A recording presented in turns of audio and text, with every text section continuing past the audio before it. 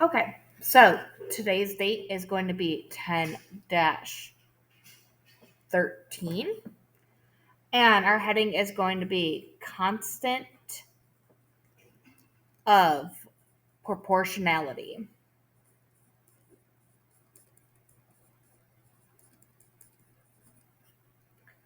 So, this should be a review from what you guys have learned last year in 7th grade. But let's go ahead and let's go over it again. So, a constant of proportionality, we're going to underline it because it's a vocab word for us. Constant of proportionality is the constant value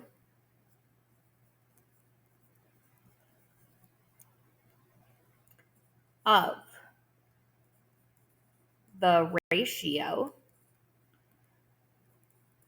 between proportional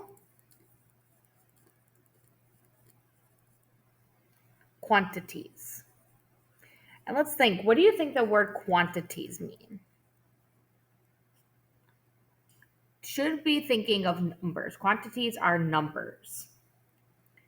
Now, some other words that also means the same thing as constant proportionality. One is called a rate of change. What is it called? That's right, rate of change. So again, rate of change is a vocab word, so we're going to underline it because it's important. And so rate of change is going to be how much the data changes in both columns of the table.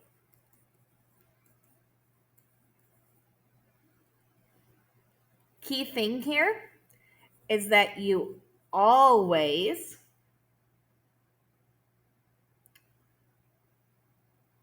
will write it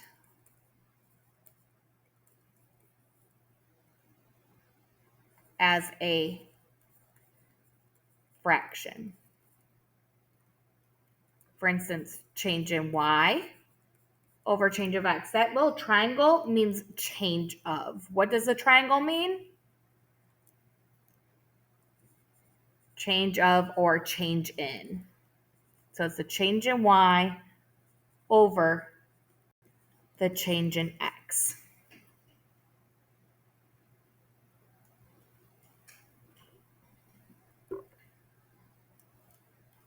Now,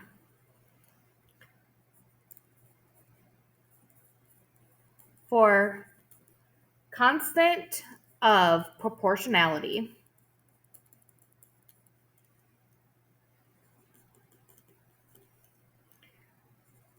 we will use the equation y equals kx. Remember that k is representing our constant of proportionality.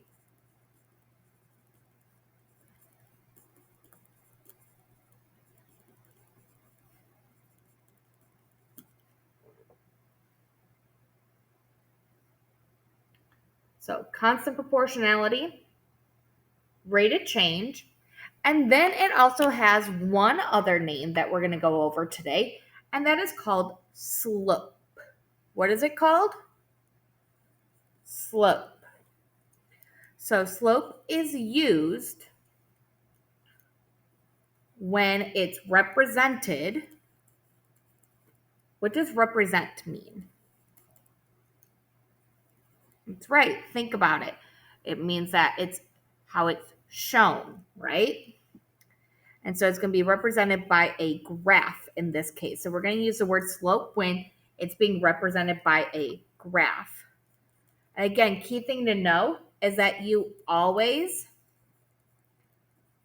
need to find 2 points on the graph.